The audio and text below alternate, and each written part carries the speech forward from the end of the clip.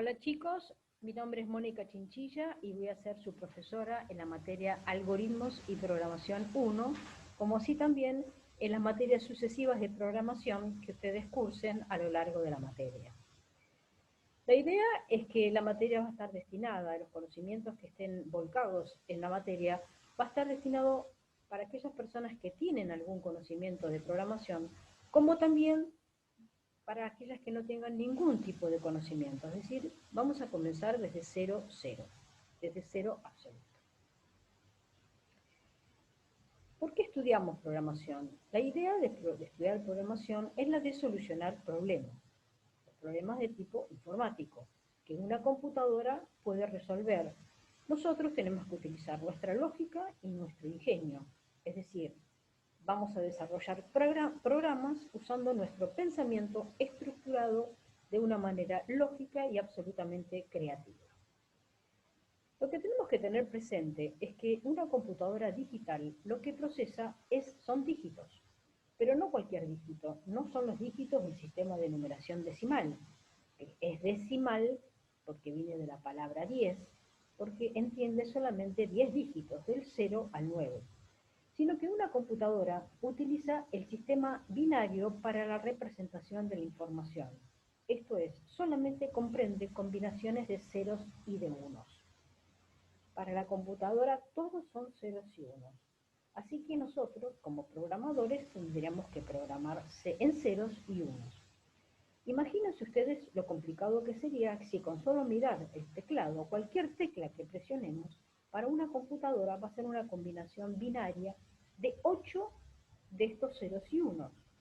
Por ejemplo, la letra A, como dice ahí, la computadora la entiende como 01000001. Acá los ceros a la izquierda son significativos, tienen importancia. Es decir, sería bastante complejo comprender y realizar programas mediante esta forma. Cualquiera se equivocaría un 0 por 1. Así que este tema de sistema de numeración binaria lo van a ver ustedes en una materia que se llama estructura del computador. Pero nosotros, como futuros programadores, no vamos a programar en ceros y unos, que es lo que realmente la computadora entiende, sino que nos vamos a valer de lo que se llaman lenguajes de alto nivel, que van a ser programas o lenguajes, también son programas, son lenguajes que se dice que son de alto nivel porque los de bajo nivel serían los ceros y unos, que es lo que la computadora entiende. Los lenguajes de alto nivel son más sencillos para programar, se entienden más, son palabras, en realidad casi siempre son en inglés, pero se pueden, mediante un manual, uno puede llegar a comprender cada uno de estos lenguajes. Lenguajes de alto nivel hay miles y miles. Y siempre va a haber algunos lenguajes que están más volcados al desarrollo de ciertas aplicaciones y hay otros que están volcados al desarrollo de otras aplicaciones. Por ejemplo, va a haber lenguajes con los cuales uno puede llegar a diagramar páginas web, hay otro tipo de lenguajes por los cuales uno puede llegar a realizar videojuegos, por ejemplo, hay otros lenguajes para aplicaciones científicas, hay otros lenguajes destinados al tratamiento de gestión de administración. Es decir, hay diferentes lenguajes de programación, como les digo, miles, dependiendo del tipo de programación que deseamos desarrollar. Por supuesto que un programador no es mejor programador cuanto más lenguajes conozca, sino cuanto más conozca un lenguaje, porque es a eso a lo cual se está especializando. Pero la idea, ¿dónde comienza? Va a comenzar en que si somos contratados por algún cliente, este cliente tenga un problema que solucionar mediante una computadora y nos contrate como programadores. Entonces, nuestra actividad va a ser desarrollar programas a lo largo de distintas etapas y esos programas nos llevarán a la solución del programa a la solución del problema que entregaremos al usuario, por supuesto, con la solución planteada y desarrollada. Desde ya que Hay veces que es muy complicado de hacer, y si son muchos programas, se llaman sistemas de información, y todo va a depender del tipo de solución que tendríamos que desarrollar, ¿no es cierto? Hay algunas que son más fáciles y otras que son más difíciles.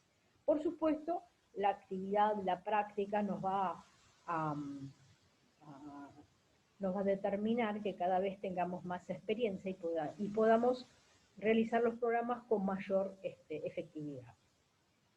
Entonces, este sería el proceso de solución del problema. Tener el problema, plantearlo en forma de un programa y luego obtener la solución. Pero entre medio, a veces, para formular la solución del problema, a veces es complicado.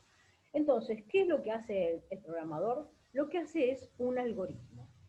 Los algoritmos, más allá del lenguaje que utilicemos, son un grupo finito de operaciones que se deben realizar.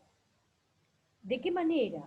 De una manera lógica, de una manera ordenada, y digo que son finitos porque tienen un fin, tienen una finitud. Entonces, este conjunto de instrucciones o de sentencias se van a ejecutar una a una en sucesivos pasos, y estos sucesivos pasos van a dar como resultado la solución al problema. Luego, utilizaremos el lenguaje de programación para traducir ese algoritmo con palabras que lo permite ese lenguaje de programación en un conjunto de instrucciones escritas que, al ser ejecutadas secuencialmente, resuelven el problema en cuestión. Entonces la idea es, si tenemos un problema, formulamos un algoritmo. Ese algoritmo lo pasamos con un lenguaje de programación a un programa, y ese programa lo que obtiene es la solución. Hay veces que el problema es sencillo, y si somos duchos, si somos prácticos en el uso de un lenguaje de programación, directamente nos salteamos la etapa del algoritmo. Pero muchas veces las soluciones son complicadas, así tenemos que formular en primera instancia un algoritmo que luego traduciremos en programa para obtener la solución esperada. Entonces, la idea de ahora en adelante, como estamos comenzando con el estudio de programación, va a ser cómo realizar un algoritmo. ¿Qué pasos debemos utilizar antes de llegar a programar? ¿Qué es lo que tenemos que hacer cómo tenemos que hacer los algoritmos? Una vez que tenemos el algoritmo formulado, es muy fácil pasarlo a hacer un programa, porque simplemente aprender las técnicas que tiene un lenguaje de programación para que la solución esté directamente planteada en términos generales. Un algoritmo, lo que es, chicos, es un sinónimo de una receta de cocina. Toda receta de cocina tiene, por un lado, los ingredientes y por otro lado, el modo de preparación. En este caso, acá les doy un ejemplo de cómo se realiza un bizcochuelo, pero es un ejemplo porque muchas personas pueden hacer un bizcochuelo con otros ingredientes y otra forma de prepararlo. Con algunos, en vez de, como en este caso, 3 huevos, utilizar 6 huevos. En vez de una taza de azúcar, 3 tazas de azúcar. ¿Está? Y el modo de preparación también va a variar, dependiendo de que si prendemos el horno a una determinada cantidad de grados, o primero mezclamos la harina con el huevo y después le ponemos la manteca y después le ponemos lo que fuera. ¿Está claro? Entonces, cada persona seguramente realiza un bizcochuelo de manera diferente. De hecho, ha pasado que una comida es preparada de diferentes maneras según el cocinero. Pero la idea del algoritmo es la idea de receta. Es una receta. En la vida diaria estamos realizando algoritmos en forma cotidiana. Al cruzar una calle, al ir a sacar dinero del banco con el cajero automático, hacemos algoritmos, no nos damos cuenta, pero estamos realizando algoritmos de una manera cotidiana, muy cotidiana. Lo que pasa es que lo hacemos casi automáticamente, sin pensarlo, pero son algoritmos.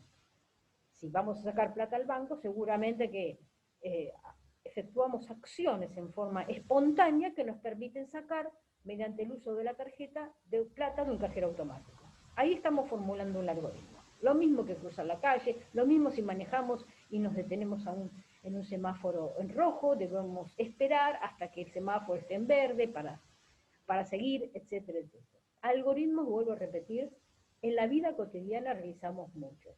La cosa es pensar cómo lo hacemos y qué acciones reiteradamente hacemos o repetimos para solucionar el problema.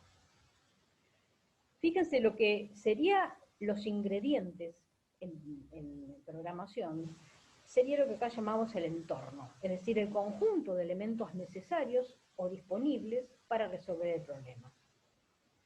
¿Está? Las acciones que debemos cumplir serían los sucesos que modifican ese entorno.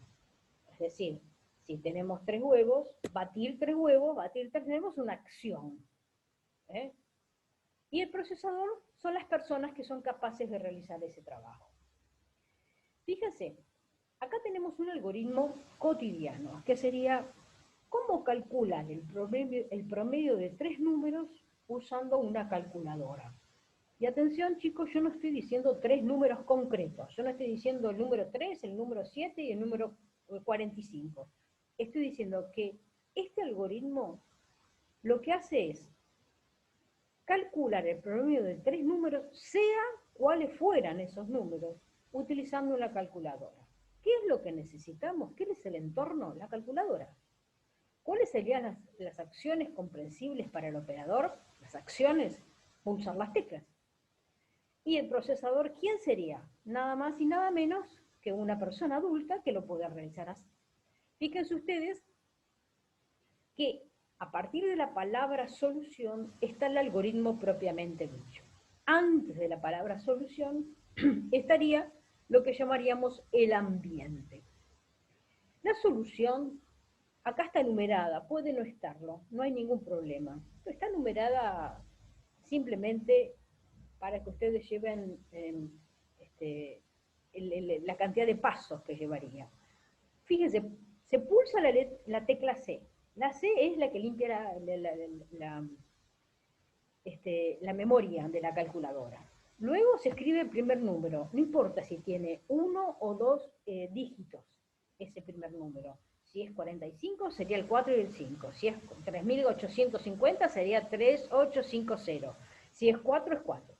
Luego se pulsa el más, luego se escribe el segundo número, se pulsa el más, luego se escribe el tercer número, luego se pulsa el igual. Y lo que obtenemos ahí, hasta el igual, es la suma de los 3 números. ¿No es verdad? Pero les vuelvo a repetir, son cualquier 3 números. Ahora, si queremos sacarle el promedio, pulsamos el dividir, luego el 3, el promedio de 3 números, y luego la tecla igual. Y lo que obtenemos es el promedio de 3 números. Observen la palabra fin, que da por finalizado el algoritmo. Hasta acá, chicos, tenemos el algoritmo, este primer algoritmo, para que lo comprendan. Recién acabamos de hablar de 3 números cualquiera, que el anterior algoritmo lo que hace es, formulado de esa manera, sacar el promedio de 3 números, cualquiera sea. A continuación viene un concepto importante en programación, que es el concepto de variables y constantes. Todas las computadoras tienen un tipo especial de memoria que se llama memoria RAM. RAM proviene de las letras en inglés de las palabras Random Access Memory, R-A-M, RAM. Ese tipo de memoria es un tipo de memoria volátil, así quiere decir, volátil. ¿Qué quiere decir esto? Que si yo, por ejemplo, el portapapeles es un ejemplo típico de eso.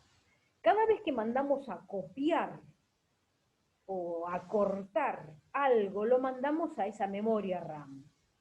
Si lo hacemos con dos informaciones diferentes, copiamos y cortamos, lo que queda en el portapapeles es lo último, porque lo anterior se pisó. Se pisó quiere decir que eso sobreescribió, se puso arriba del otro. Entonces, esa memoria que es volátil, lo que hace es, si yo coloco una información nueva encima de la vieja, lo que hace la vieja es perderse y queda únicamente la nueva. Y eso es lo que vamos a trabajar ahora con las variables. ¿Qué son las variables? Las variables son un pedacito de esa memoria RAM que el programador utiliza para guardar datos y que tiene dos características especiales. La primera es que tiene un nombre. En programación se dice un identificador. Y luego tiene un tipo de dato. Si yo voy a guardar un dato, que va a ser de un tipo. Si voy a guardar un número, va a ser de tipo numérico. Si voy a guardar unas palabras, va a ser de tipo cadena de caracteres. Y así sucesivamente. El nombre, al cual llamamos identificador, va a tener algunas características especiales. En general tiene que ver, el nombre de las variables, va a tener que ver con lo que guarda adentro. Es decir, si yo una variable quiero que guarde nombres de personas, al nombre de la variable no le voy a poner paraguas, le voy a poner nombre. O le voy a poner nom, o nom1, o num1, o lo que fuera. Tiene algo que ver. Como programador voy a seleccionar un identificador que sea coherente con el tipo de dato que voy a guardar. Ahí hay un par de ejemplos. Por ejemplo, el identificador edad es una variable que guarda como dato 27. Si yo en edad después guardo otro dato 32, el 27 se perdió. Lo mismo con otro ejemplo que es descuento, 23.57, que es una variable tipo real porque admite de parte decimal, ¿verdad? Las constantes, por otro lado, son valores que los programadores se utilizan y que no cambian durante la ejecución de un programa. Pueden ser enteras, reales, de carácter, de cadena de carácter. La diferencia entre carácter y cadena de caracteres es que el carácter guarda un solo carácter. Uno puede ser una A minúscula, o puede ser una Z mayúscula, o puede ser un punto y coma, o puede ser un número. Ese número, un dígito, también como cadena de carácter, también se pueden guardar números, pero no van a poder ser los números motivo de operaciones matemáticas, sino que si se guardan como cadena números, se tratan como cadenas. Es decir, si yo guardo una cadena con el dato 32 y luego con el dato 5, luego si las sumo me va a quedar 3, 2, 5, ¿está claro? Y no el fruto de la unión de ellas, que sería 39. En ese caso voy a definirlas como enteras, de tipo numéricas, enteras o reales. Y las constantes lógicas, también puede haber variables lógicas, constantes lógicas va a ser verdadero o falso. La asignación también es otro tema importante en programación y tiene que ver a cómo asignar, cómo guardar, cómo dar valor a las variables o a las constantes. Fíjense que hay asignaciones simples. En el caso de acá se utiliza A igual a 15, o podría ser Z igual a 45, o mi casa es igual a, entre comillas, o domicilio puede ser entre comillas, no sé, Jujuy 445. Luego están las variables, la asignación de tipo contador, que consiste en usar a las variables con un verificador del número de veces que se realiza un proceso. Eso es muy común usarlo en programación, muy común usar una... Fíjense que acá dice A igual a A más 1.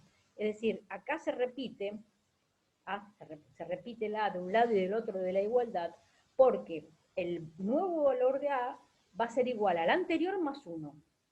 ¿Está? Así que esta asignación de contador también es muy usada. También está la asignación de acumulador, que consiste en usarla como un sumador en un proceso. En el caso que vimos anteriormente del promedio de los 3 números, teníamos 3 números para sumar. Fíjense cómo realiza la operación una computadora. Al primer número le suma el segundo, y al resultado de su suma, que sería un acumulador, se le suma el tercero. No es que está sumando por separado 3 cosas, sino que al resultado del primero más el segundo, recién a ese resultado le suma el tercero. Y eso es una definición de contador. ¿Está? Luego tenemos la asignación de trabajo, que consiste en asignar. Asignar es un igual. También se puede usar una flecha que apunta de derecha a izquierda, lo vamos a ver más adelante. En este caso se asigna C más B por el asterisco, es sinónimo en informática de multiplicación. La barra es de dividir entre números reales, dividido 4. Después tenemos la asignación de lectura. Esto también es importante de tener en cuenta. Cuando ponemos leer A o leer B en inglés, en programación, perdón, es cuando una computadora eh, lee la información a través de lo que se presiona del teclado. Cada vez que ingresamos un valor desde el teclado, la computadora lo lee. Y luego la escritura, si lo deseamos escribir, lo que hacemos es escribirlo para que presente en pantalla. Esto es, podemos escribir entre comillas, donde aparece textual el mensaje, y luego la variable que queremos hacerlo, acá faltaría una coma, ¿no? R sería una variable que contiene un valor determinado. Ahora bien, ¿cómo formulamos los algoritmos? No vamos a hacerlo como hicimos anteriormente en el promedio de los 3 números, sino que lo vamos a utilizar, los vamos a formular a partir de 2 técnicas. Una es la técnica de diagrama de flujo y la otra de pseudocódigo. Yo abiertamente soy partidaria del pseudocódigo, que es mucho más práctico y mucho más moderno. El diagrama de flujo ya ha quedado casi prácticamente perimido. De todas maneras, les informo que el diagrama de flujo o flowchart es una representación gráfica de un algoritmo donde se utilizan diferentes símbolos que significan diferentes cosas. Ustedes van a ver acá, en esta diapositiva, estos símbolos y lo que indica cada uno. El inicio o el final, dentro va la palabra inicio o dentro va la palabra final. Cada uno de estos símbolos significa diferentes tareas. Pero como les digo, yo me centro más en el pseudocódigo porque, digamos, es un paso mucho más breve. Después, si aprendemos un lenguaje de programación para hacer el programa, es mucho más sencillo utilizar el pseudocódigo que utilizar los diagramas de flujo. El pseudocódigo, ¿qué es? Es una mezcla de un lenguaje de programación y el español. En este caso español, porque nosotros hablamos español, puede ser otro idioma si se habla en otro tipo de país, ¿no? Por supuesto que tenemos que usar una programación, la forma de programar, el algoritmo en pseudocódigo es estructurado y el diseño tiene que tener un entorno, es decir, un ambiente determinado, un inicio y un fin. Eso hay que recordarlo.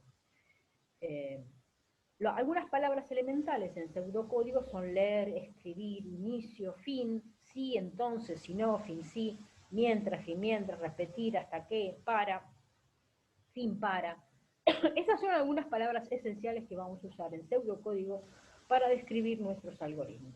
Resulta muy sencillo después tomar un lenguaje de programación y traducir la palabra leer y escribirla en inglés, que es read, o escribir, que es write, o inicio, que es begin, o fin, que es end. Es mucho más fácil utilizar este tipo de técnicas que usar los diagramas de flujo. El formato que debe tener en pseudocódigo un algoritmo se presenta de esta manera. Entonces tenemos algoritmo, que después será programa, XXX, donde va el nombre del algoritmo del programa. Constantes, si es que van constantes, si no, no. XXX, el detalle de las constantes. Variables, XXX y el tipo de variable, que serían sus identificadores y el tipo de variable que utilicemos. Hasta aquí, donde dice algoritmo, constantes, variables, sería la parte de nuestro ambiente, lo que serían nuestros ingredientes. Y a partir de la palabra inicio y hasta la palabra fin, sería nuestro modo de preparación, donde vamos a tener detalladamente una seguida de la otra, acción 1, acción 2, acción 3, acción 4, acción la que fuera, porque la verdad puede tener un algoritmo 10 líneas, como 40, como 50, o puede tener 3 líneas. Y luego la palabra fin, que da por terminado el algoritmo. Recuerden siempre que tiene que haber siempre un fin que da por finalizado el algoritmo. ¿Qué estructuras de programación tenemos que aplicar? ¿Qué estructuras tenemos que ver? ¿Qué son, primero, las estructuras estas de programación? Son un grupo de formas de trabajo que nos van a permitir manipular las variables y las constantes que desarrollemos o que indiquemos dentro de los algoritmos para realizar ciertos procesos. Estas estructuras de programación se dividen en secuenciales, en estructuras algorítmicas y en cíclicas. Las secuenciales serían las de asignación que vimos anteriormente con el igual o con la flecha, como también les mencionaba, la entrada o leer, la salida o escribir. Las estructuras algorítmicas simples son una debajo de la otra. Las condicionales serían sí, entonces, si no. Condicionales, no son afirmativas. Si pasa esto, entonces hacemos esto. Y si no, hacemos lo otro. Y luego hay un fin de ese sí. Y las condicionales múltiples, que lo que sería según sea A, hago una cosa, hago otra cosa, hago otra cosa, hago otra cosa, hago otra cosa, y así sucesivamente. Esas serían las estructuras algorítmicas múltiples. Y por último tenemos las cíclicas. Las cíclicas serían las que se repiten o también llamadas bucles. Y tenemos para, mientras y repetir. Todo esto son interpretados por todos los lenguajes de programación. Paulatinamente y a poco vamos a ir introduciendo cada uno de estos conceptos dentro de nuestra forma de programar. Vamos a suponer el siguiente ejemplo.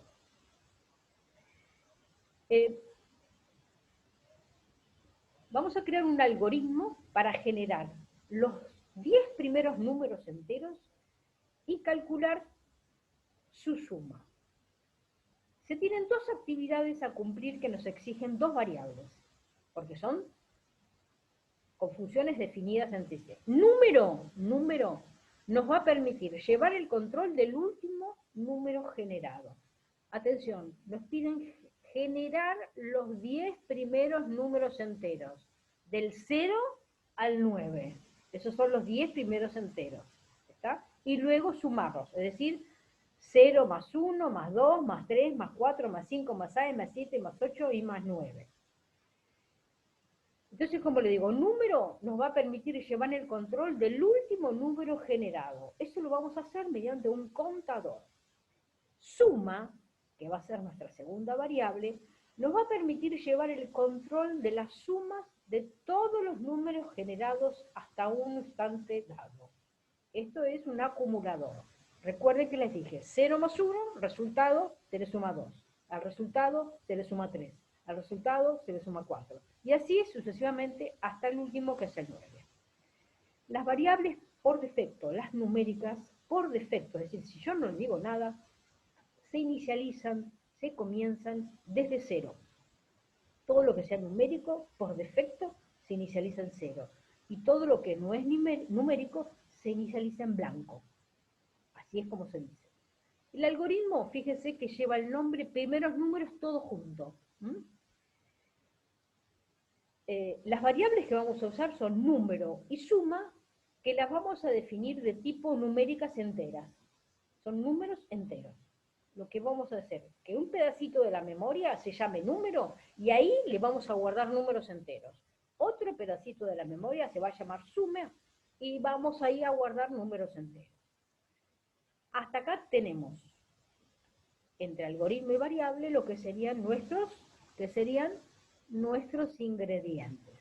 Ahora empezamos nuestro modo de preparación desde inicio hasta fin. En inicio lo primero que hacemos, y esto es redundante, número igual a 0 y suma igual a 0, es asignarle 0 y 0 a las variables número y suma. Le digo que es redundante porque está de más, pero bueno, se los coloco, no está mal. Luego lo que viene después es una estructura de repetición o una estructura cíclica que dice, mientras número sea 9, si número vale 0, va a entrar en ese ciclo porque se compara 0 con 9. ¿Qué está comparando? Si 0 es menor a 9, cosa que es verdadero. Como es verdadero, al número se le suma 1 y deja de valer 0 para valer 1. A suma, que vale 0, se le coloca el valor de 0. Como el ciclo no va a salir de acá hasta que la condición de número sea igual a 9. Mientras número no sea 9, lo que es la variable número, este ciclo se va a repetir y va a ir incrementándose número en 1 y suma en lo que valga cada vez número.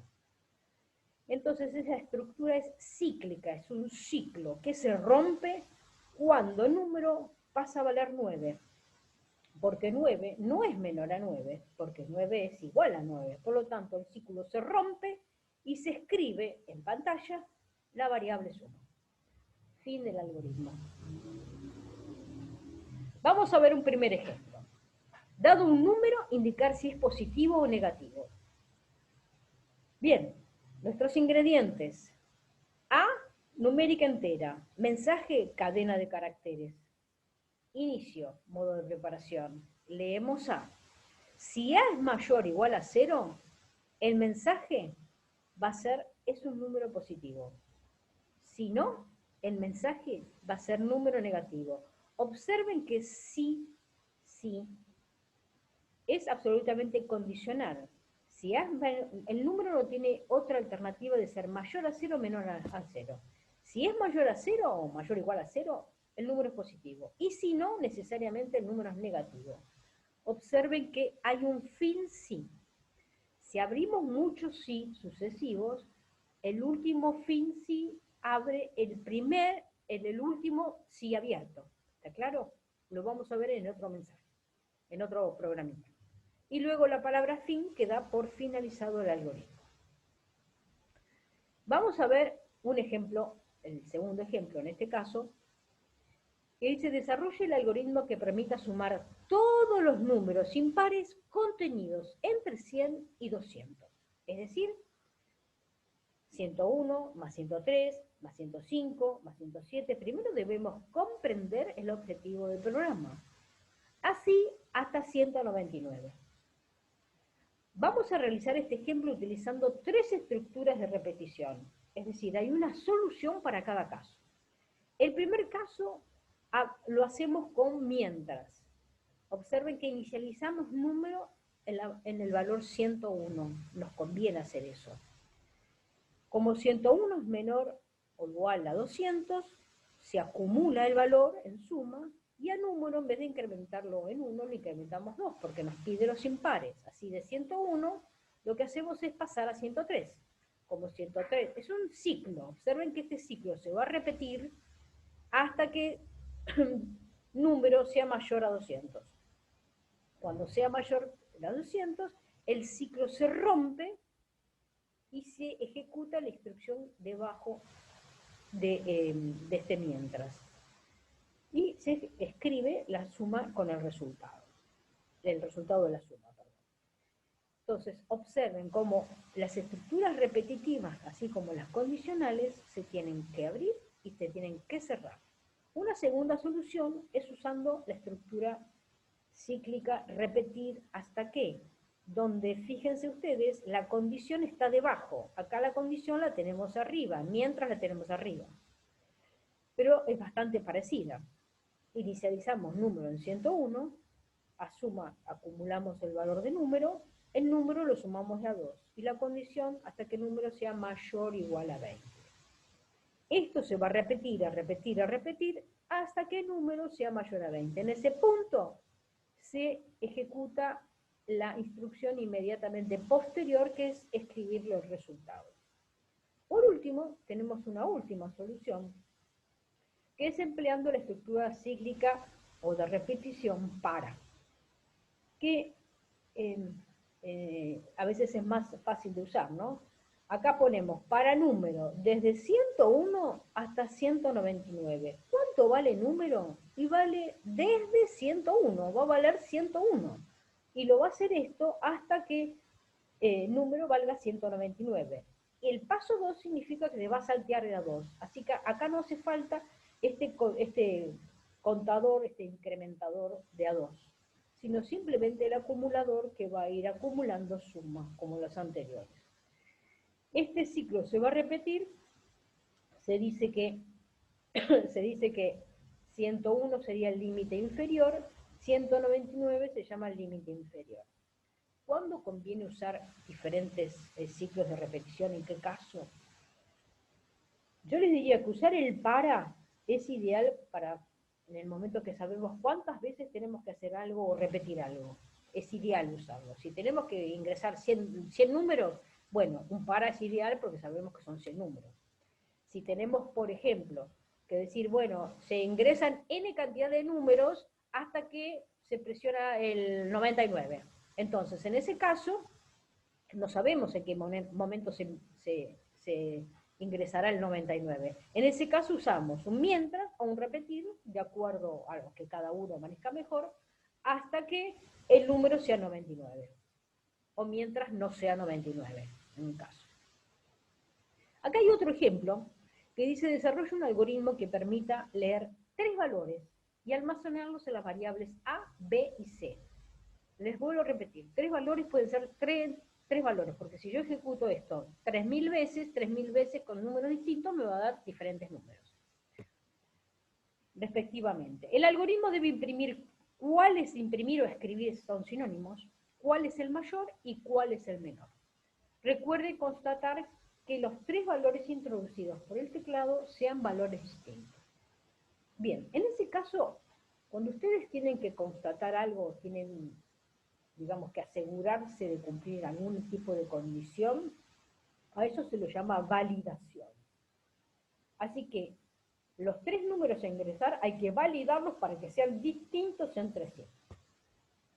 Presente un mensaje de alerta en caso que se detecte la introducción de valores iguales. ¿Está?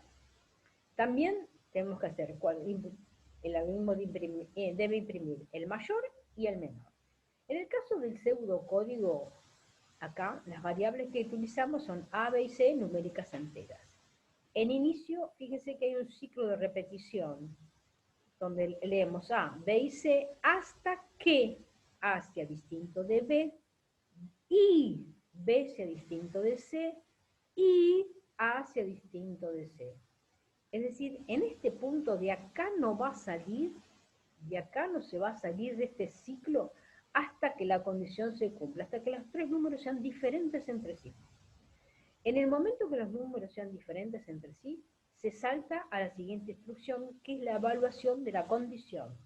Si A es mayor a B y A es mayor a C, quiere decir que si un número es mayor al segundo y ese mismo número es mayor al tercero, en ese caso A es el mayor. Si no, se vuelve a hacer una condicional donde se dice, si B es mayor a A y B es mayor a C, en ese caso B es el mayor. Y si no, indefectiblemente, por defecto, no hace falta preguntar por carácter transitivo, C es el mayor. Fíjese cómo acá se cierran los sí. El fin sí que estoy señalando en este momento cierra el último sí que se abrimos. El segundo fin sí cierra el primer sí. Lo he tabulado a los efectos de que sea más práctico para visualizar. Con esta construcción sí, anidada quiere decir que hay un nido que se metió un sí adentro de otro, en ese caso hemos resuelto cuál es el número mayor de los 3. En esta otra, lo que definimos cuál es el número menor entre los 3.